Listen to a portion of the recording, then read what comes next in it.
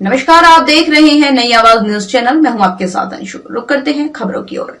आखिरकार जनपद हरिद्वार के प्रभारी मंत्री सतपाल महाराज को हरिद्वार जनपद की बाढ़ पीड़ित जनता का ख्याल आ ही गया। उन्होंने आज लक्सर के बाढ़ग्रस्त क्षेत्रों का दौरा किया।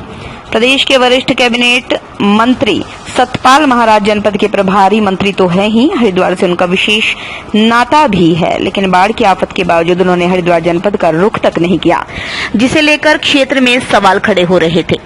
उन्होंने आज लक्सर के बाढ़ प्रभावित क्षेत्र का दौरा किया, जहां उन्होंने व्यापारी वर्ग की मांग पर कहा, सरकार क्षेत्र को आधिकारिक रूप से आपदाग्रस्त क्षेत्र घोषित किए जाने की तैयारी कर रही है, जिसके बाद उनके द्वारा मुख्यमंत्री से शीघ्र वार्ता कर मुआवजे की दिशा में कार्रवाई का अनुरोध किया गया।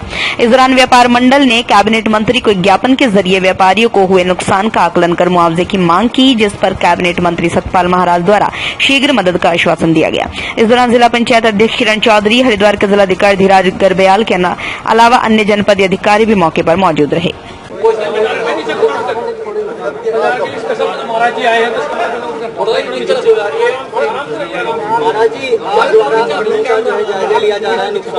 आज मैं शहर उद्योग प्रतिनिधि मंडल लक्सर हरिद्वार का प्रतिवेदन मुझे मिला है। मैं पूरा बाजार देखने आया हूं। इस आपदा के समय में आपका जो कष्ट है, आपका जो नुकसान हुआ, उसका आकलन करने आया हूं। और ये पूरा क्षेत्र ही पानी में डूब गया। बहुत ज्यादा बारिश हुई है और इसको हम फ्रीक क्लाइमेट कहते हैं।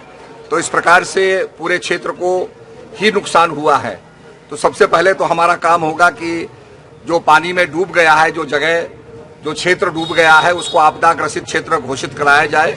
और हमने निश्चित रूप में आप जो मुआवजे की बात की है, तो माननीय मुख्यमंत्री जी को मैंने आग्रह भी किया है और ये भी साथ साथ कहा है कि आपदाग्रसित क्षेत्र जो है घोषित होने के साथ साथ 2 माह की बिजली का बिल भी जो है माफ किया जाए, सरचार्ज को माफ किया जाए और बैंक के जो लोन की जो वसूली है उसको तत्काल रोकी जाए। तो ये हमने कहा है। और इस आपदा की घड़ी में हम आपके साथ खड़े हैं।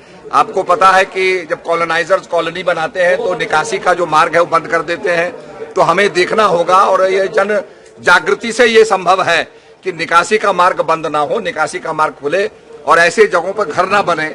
और जहां पर नाले चोकअप हो गए हैं तो आप हमें बताइए, उन नालों को हम खुलवाएंगे।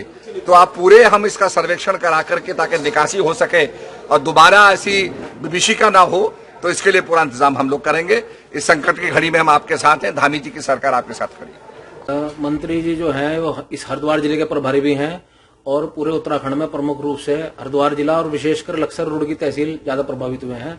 इस प्रकार जैसे एक एक व्यक्ति से मिलकर आज इन्होंने बातचीत पूछी है, लोगों को काफी उससे आश्वासन मिला है और क्षेत्र को आपदाग्रस्त घोषित करने की मांग जो लोगों की है वो उन्होंने भी स्वीकार की है। और मैं समझता हूं जिस प्रकार से मुख्यमंत्री और मंत्री और सांसद महोदय बार बार 1 to 1 मैन टू मैन संपर्क कर रहे हैं, लोगों को बड़ा सहारा मिल रहा है, जैसे डूबते को तिनके का सहारा हो। और जिस प्रकार से मांग आज लोगों ने रखी है क्षेत्र के हिसाब से, किसानों, कर्मचारियों, व्यापारियों सभी के हित में, मुझे लगता है कि जो अधिक से अधिक हो सकेगा, जो इनकी नीति अभी तक लग रही है उस ढंग से लग रहा है कि अधिक से अधिक जो है जनता को देंगे, उसका नुकसान की भरपाई करेंगे। और आज माननीय मंत्री जी बाजार के दौरे पर निकले थे।